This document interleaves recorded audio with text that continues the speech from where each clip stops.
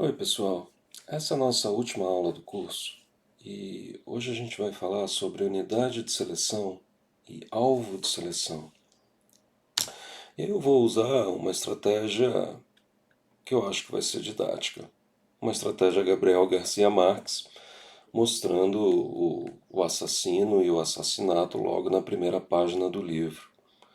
Tem uma confusão generalizada entre unidade de seleção e alvo de seleção. Para vocês terem uma ideia, o próprio capítulo do livro do Ridley, de evolução, tem um capítulo chamado Unidade de Seleção, que ele passa 20 páginas, na verdade, discutindo o alvo de seleção. E só vai falar da unidade de seleção na última página do capítulo. Isso dá uma dimensão para vocês do quanto essas duas coisas têm sido confundidas na história da biologia. E aí eu acho que é apropriado a gente já começar definindo essas duas coisas e já clarear esse meio de campo. A unidade de seleção é o nível de organização genética que responde à seleção natural. Portanto, é o nível de organização genética que vai permitir prever a resposta à seleção natural. Por outro lado, alvo de seleção é bastante mais intuitivo. É o nível de organização biológica que apresenta o fenótipo sob seleção. Em geral, vão ser os indivíduos, a gente está acostumado a pensar nos indivíduos, certo? São os indivíduos que apresentam o fenótipo que está sob seleção. Então, alvo de seleção é quem sofre a seleção, enquanto que unidade de seleção é o nível de organização genética que responde à seleção. Claro, moçada. Dito isso, vamos dar uma olhada um pouquinho na história desses dois conceitos na biologia para vocês perceberem de onde vem a confusão. Então, a unidade de seleção é o nível de organização genética que vai permitir prever a resposta à seleção natural. Em geral, a gente vai tratar a unidade de seleção como um sistema de um locus e a resposta sendo medida como alteração nas frequências neste único locus. Embora isso seja didático e conveniente matematicamente, e a gente tenha usado isso no curso aqui de evolução de processos extensivamente desde o começo, por que a gente não pode pensar num sistema de dois loss? Ou mesmo centenas ou milhares de loss, dependendo da situação. Historicamente, a gente teve posições extremas em relação a isso. O Ronald Fisher, o mesmo Fisher que criou a base teórica da genética quantitativa, insistia que um locus, ao menos para organismos de reprodução sexuada, era o nível apropriado para pensar a unidade de seleção. E isso seguia da visão que ele tinha de arquitetura genética e mutação como sendo um sistema linear aditivo e o papel da recombinação quebrando a associação entre esses loss. Para Fischer, então, a herança de caracteres sob seleção seria devida à herança de muitos genes de pequeno efeito, como a gente viu na aula de QTL. E o efeito desses genes seriam aditivos. Eles teriam que ter pequeno efeito, porque se eles tivessem efeito muito grande sobre o fenótipo, qualquer mutação seria desvantajosa e, portanto, eliminada por seleção. Essa era a ideia do Fischer, tá? Já um outro personagem muito importante, C.O. Wright, acreditava que o papel da epistasia, a interação entre loci, era muito mais importante do que Fischer imaginava. Isso vinha diretamente dos experimentos no começo da carreira que o Wright fez com padrões de pelagem e coloração em porquinhos da Índia. E ele percebeu que tinha muita epistasia na herança desses caracteres. Ele percebeu que vários genótipos diferentes poderiam dar fenótipos muito parecidos. E, portanto, ele começou a pensar que a epistasia tinha um papel fundamental na determinação da aptidão, como vocês estão vendo nesse gráfico de um dos artigos dele, C. Wright. Aqui vocês têm conjuntos de letras que indicam genótipos multiloci em vários loci diferentes, tá? E vocês estão vendo que a aptidão é mais ou menos a mesma em vários desses genótipos multiloci, por causa da epistasia. Fisher e Wright, então, tinham visões muito distintas sobre a arquitetura genética. Aliás, eles divergiam em opinião em uma boa parte das coisas, das disputas entre esses dois surgiu boa parte da biologia evolutiva moderna.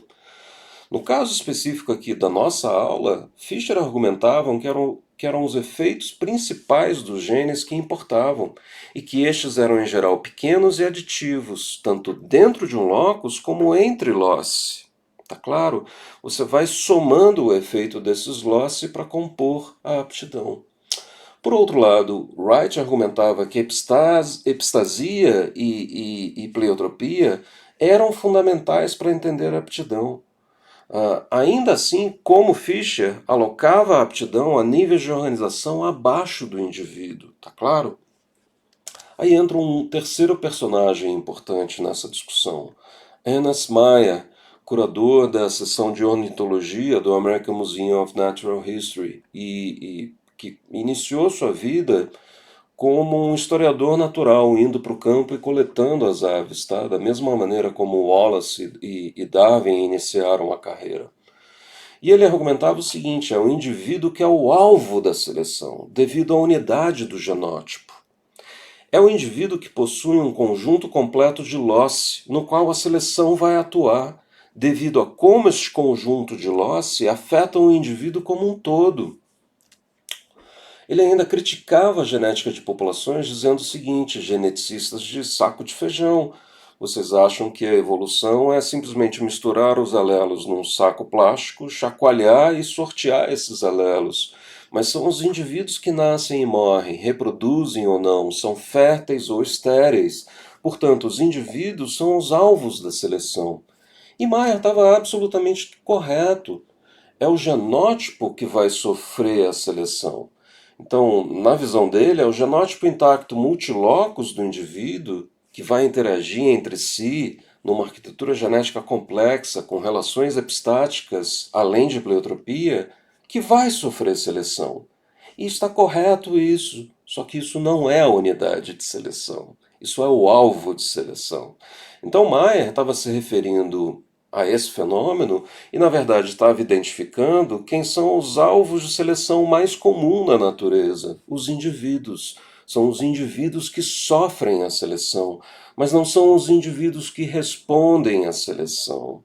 É a população que vai responder à seleção, alterando as suas frequências alélicas ou as médias dos caracteres que estão sob seleção. Portanto, para entender essa resposta à seleção, a gente precisa entender a unidade de seleção. E é por isso, essencialmente, que geneticistas como Fisher, Haldane, Wright atribuíam a aptidão a um nível de organização genética abaixo do indivíduo, permitindo assim prever a resposta à seleção e, portanto, entender a unidade de seleção. Beleza, moçada? E qual é a razão principal do porquê esses geneticistas fizeram esse raciocínio? É muito simples. Na verdade, em organismos sexuados, a reprodução vai gerar recombinação. Você vai ter recombinação entre alelos de loci diferentes. E, portanto, a recombinação vai quebrar essas associações entre alelos em vários loci. Os indivíduos não passam o seu genótipo intacto para a próxima geração, eles vão passar parte dos seus alelos. E esses alelos vão ser recombinados com os alelos vindo do parceiro com quem eles casaram, tá claro? Com quem eles se reproduziram. Portanto, isso vai gerar recombinação. Aliás, crossing over também gera recombinação, tá claro? E essa recombinação vai quebrar associações de genótipos observados nos pais. Os genótipos são construídos novamente a cada geração. E, portanto, a recombinação vai embaralhar esses genótipos, tá claro?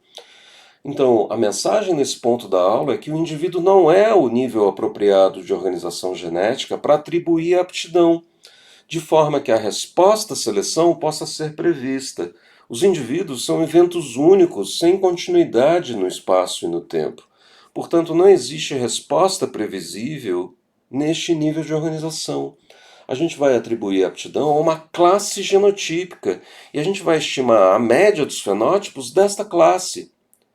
Uma coleção de indivíduos. O que é uma classe, moçada? Uma coleção de indivíduos que compartilham o mesmo genótipo em um locus, por exemplo, azão, azão, azinho, azinho, ou mais de um loss. Desta forma, fazendo uma transição na realidade, não do nível individual, mas para o nível populacional. É assim que a gente atribui a aptidão. A gente pega a média da aptidão dos genótipos azão-azão, a média da aptidão dos genótipos azinho-azinho, se você está lidando com um único locus. Qual é a consequência disso? A consequência disso é que o resto do genoma está sendo ignorado, está sendo embaralhado. Dentro desse azão-azão, eu posso ter bezão-bezão e posso ter bezinho-bezinho. Eu só vou saber se eu olhar para o bezão-bezão e para o bezinho-bezinho. Se eu tirar a média só do azão-azão, eu estou ignorando os genótipos em vários lossi. Tá claro, moçada? É assim que a gente faz. A gente atribui a aptidão a uma classe genotípica. Tudo bem? Ora, a seleção natural age sobre a aptidão. E a aptidão é o fenótipo sob seleção. É ela que está sendo otimizada. Os outros caracteres, peso, altura, comprimento do pé, húmero, una, o que for, sobrevivência e fertilidade, são caracteres que estão correlacionados com a aptidão, eles compõem a aptidão, tá claro? Aliás, quem captura a relação da aptidão com esses caracteres para entender quais estão sob seleção é o próprio gradiente de seleção que a gente definiu na outra aula, tá? Isso vai colocar o problema da evolução sob seleção natural dentro, diretamente, da genética quantitativa, porque a fitness, a própria aptidão, é um caráter complexo, um caráter contínuo, um caráter com herança multifatorial, com vários genes afetando esse caráter, tá certo? E a gente já viu nas aulas de genética quantitativa que a medida de valor que a gente precisa para entender a transmissão da herança de uma geração para outra é uma medida de valor que se refere aos alelos, o efeito médio dos alelos. É o efeito médio dos alelos que vai determinar a herdabilidade. E isso fica muito claro na própria equação de resposta à seleção natural. Para entender a unidade de seleção, a gente precisa entender como quem sofre a seleção, os indivíduos, os parentais, vão interagir com este padrão de herança dado pela herdabilidade, dado em última análise pelos efeitos médios dos alelos, para produzir uma resposta à seleção. Portanto, a unidade de seleção é algo que está por trás dessa herdabilidade, são os efeitos médios dos alelos. Tudo bem, gente? Mais ainda, são os efeitos médios desses alelos que vão afetar as correlações genéticas entre os caracteres. Portanto, se só um caráter sofre seleção para um aumento, como nesse exemplo aqui, ambos irão aumentar, porque eles estão geneticamente correlacionados. E para entender essa resposta à seleção, para prever essa resposta à seleção, para entender a unidade de seleção, o nível de organização genética que me permite prever essa resposta à seleção, eu preciso entender como é que se dá essa coerência desses caracteres. Ou seja, como pleiotropia de um alelo vai fazer com que ele afete dois caracteres ao mesmo tempo. Então, os efeitos médios de um alelo que afetam o caráter X também vão afetar o caráter Y e produzir correlação entre eles. Tudo bem? Vocês estão vendo como tudo aquilo que a gente viu até agora está se fechando num raciocínio para entender a unidade de seleção. E isso fica ainda mais claro se a gente pensar em 4 caracteres, como nas atividades de aula que a gente já fez. Esses 4 caracteres estão correlacionados, mas tem 2 módulos. O primeiro módulo aqui e o segundo módulo aqui. E esses 2 módulos têm uma associação muito mais fraca entre eles. Se um caráter sofre seleção para aumento no primeiro módulo e um outro caráter sofre seleção para o aumento de tamanho no segundo módulo, os 4 caracteres vão aumentar de tamanho. Por quê? Porque eles estão geneticamente correlacionados. Porque os efeitos médios dos alelos que afetam o caráter 11 também afetam o caráter 12. E ao selecionar para o aumento do caráter 11, o caráter 12 também vai evoluir. E a mesma coisa vai acontecer neste outro módulo, tá claro, moçada? Então vocês estão vendo que o problema da unidade de seleção não tem uma resposta simples.